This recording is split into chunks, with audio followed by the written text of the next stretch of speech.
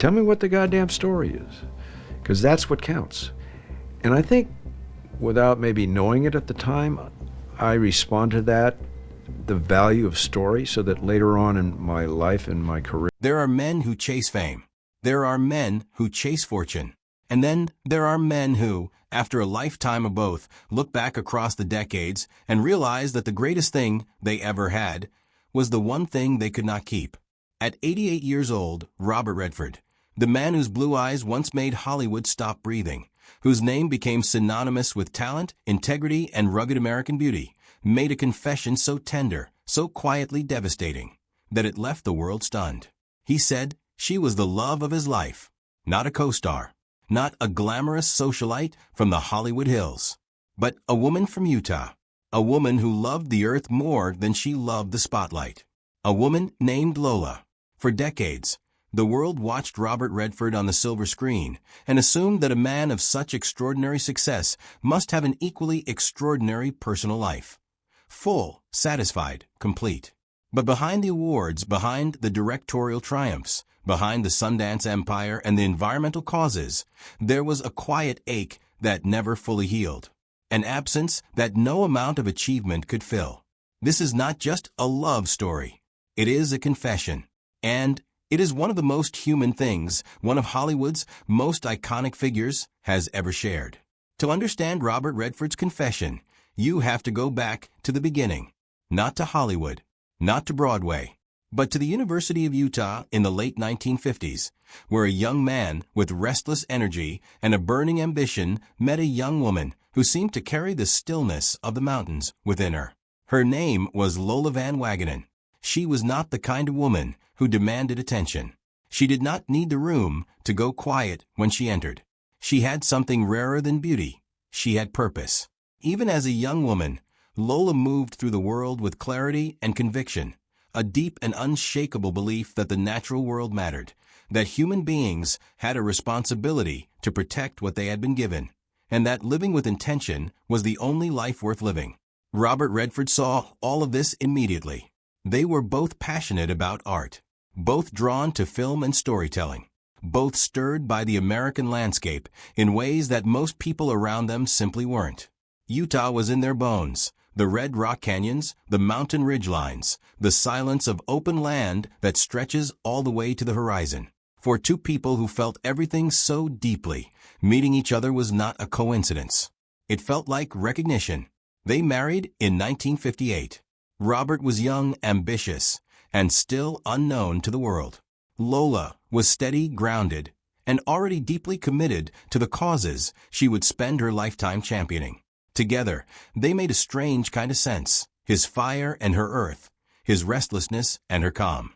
Nobody could have predicted the decades that were about to unfold. The early years of their marriage were filled with the particular beauty that belongs only to young couples building something together from nothing. There were struggles, of course. There always are. Money was tight. The career Robert dreamed of was still far away. But they had each other, and that felt like enough. Then everything changed. Robert Redford began to rise. And when Robert Redford rose, he did not rise quietly. He exploded into the American consciousness with a force that few actors in the history of Hollywood have ever matched. Butch Cassidy and the Sundance Kid, The Sting, The Way We Were, All the President's Men. His name on a movie poster was a guarantee, not just of commercial success, but of something more lasting. Quality, intelligence, and a rare kind of screen presence that made audiences feel as though they were watching a real human being rather than a performance. But fame has a cost. It always does. And the cost, in the Redford household, was privacy. Suddenly, the man Lola had married, the restless young artist from a university, belonged to the world. His face was everywhere. The cameras followed him. The journalists wrote about him. Every project, every relationship, every choice he made became public property. And for a woman like Lola, who had always valued depth over display and substance over spectacle, the relentless intrusion of celebrity life was a kind of quiet suffocation. They tried to protect what they had. They built a home in Utah, near the mountains they both loved. They raised their children, Shauna, David, Amy, and James, with values that had nothing to do with Hollywood glamour. They tried to keep their world small and real even as Robert's name grew impossibly large. But there were cracks. There always are in a marriage tested by extraordinary pressure. And then came the grief that no marriage is ever fully prepared for. In 1959, they lost their infant son, Scott. He died of sudden infant death syndrome, a loss so profound and so shattering that even speaking of it decades later carries weight. The loss of a child is something that lives in the body forever. It changes the way you see the world. It changes the way you see each other. Robert and Lola leaned into each other in the aftermath. The grief brought them closer, the way only shared devastation can. But grief also has a way of quietly reshaping a person, of rearranging the interior furniture of a life in ways that are not always visible until much later. They survived. They continued. They loved. But the marriage was carrying more than most marriages are built to hold. It would be easy, in a story about Robert Redford, to reduce Lola Van Wagenen to a footnote, the first wife, the one who came before. That would be a mistake. Lola Van Wagenen is not a footnote in anyone's story. She is a remarkable person in her own right. As Robert's career soared, Lola poured herself into work that mattered far beyond the boundaries of their marriage. She became a committed and passionate environmental activist, spending decades fighting for the protection of natural spaces, advocating for sustainable living, and working to raise awareness about the environmental crises that were quietly reshaping the planet long before most people were paying attention.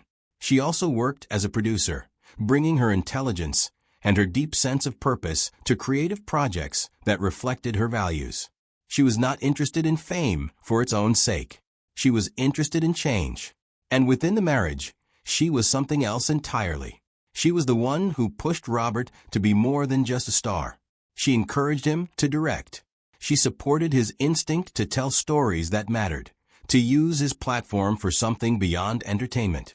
The Robert Redford who founded the Sundance Institute, who became one of the most important advocates for independent film in the history of American cinema, who spoke out loudly and consistently on environmental causes, that Robert Redford was shaped, in no small part, by his years with Lola. She gave him a moral framework, a set of values that outlasted their marriage and continued to guide him for the rest of his life. That is not nothing. That is everything. In 1985, after 27 years of marriage, Robert Redford and Lola Van Wagenen divorced. The decision, by all accounts, was mutual. It was not explosive or scandalous in the way that Hollywood divorces often are. There were no dramatic headlines, no tabloid wars, no public accusations. It was simply two people who had grown in different directions over the course of a long and complicated life together. Two people who recognized with great sadness, and perhaps with great love, that the chapter they had shared together was over. But mutual decisions can still break hearts. And the quiet ending of a 27-year marriage is no less devastating for being civilized. Robert Redford moved forward. Of course he did. He was Robert Redford. The world kept offering him things, roles, projects, causes, collaborations. He kept working. He kept creating. He directed more films. He starred in more films. He built the Sundance empire into something extraordinary. He received the Presidential Medal of Freedom. He won honorary Oscars.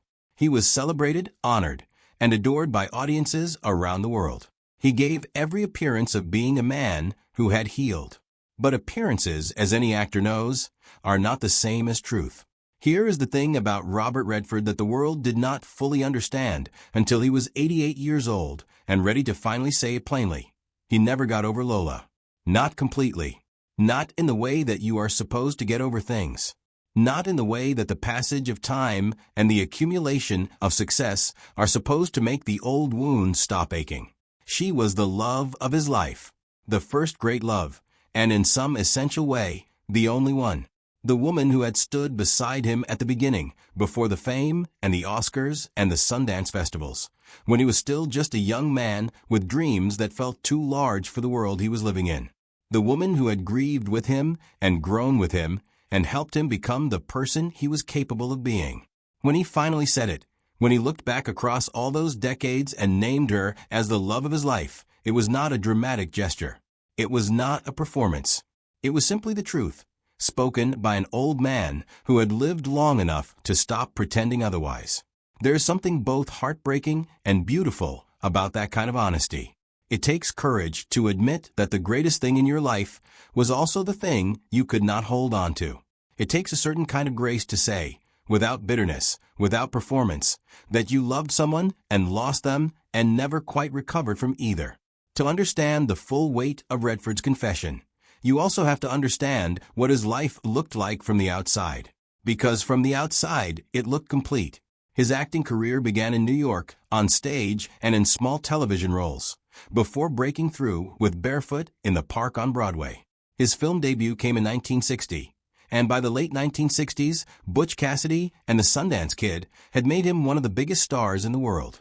The 1970s were nothing short of astonishing. Jeremiah Johnson, The Way We Were, The Sting, The Great Gatsby, 3 Days of the Condor, All the President's Men. He was voted the top box office star by exhibitors from 1974 to 1976. He had 3 films in the top 10 highest-grossing movies of 1974 alone. Then he moved behind the camera. His directorial debut, Ordinary People, was a revelation, a quiet, devastating study of a family torn apart by grief. The film won 4 Academy Awards, including Best Director for Redford and Best Picture. Critics, who had sometimes dismissed him as a pretty face, were forced to confront the reality of an extraordinary artistic intelligence. Out of Africa followed, winning 7 Oscars. A River Runs Through It launched Brad Pitt into stardom. Quiz Show was praised by critics. And then there was All Is Lost, his extraordinary late-career performance as a man alone at sea, minimal dialogue, no co-stars, nothing but Robert Redford and the camera and 30 years of craft. The Old Man and the Gun came last. A quiet, warm, elegiac film about an aging bank robber who simply loves what he does. After completing it, Redford announced his retirement from acting. He had done everything. He had been everything. And still, underneath all of it, there was Lola. There is a detail in Redford's life that takes on new meaning in the light of his confession. When he bought a ski area on the east side of Mount Timpanogos in Utah, the place he would rename Sundance after his most iconic role, he was choosing to build his life's work in the landscape where he and Lola had made their home. Lola was from Utah. They had built a house there together in 1963. Some of the scenes from Jeremiah Johnson, his favorite film, had been shot near that land. He could have built his empire anywhere. He chose to build it there. The Sundance Film Festival grew into the largest independent film festival in the United States. The Sundance Institute became a transformative force in American cinema, supporting independent filmmakers who might otherwise never have had a voice. The Sundance Channel brought independent film into living rooms across the country. All of it built in a place that was saturated with the memory of the life he had shared with her. Whether he was conscious of it or not, Redford spent decades building something extraordinary in the landscape that had once been home to his greatest love. That is not nothing. That is a kind of devotion that doesn't require a name.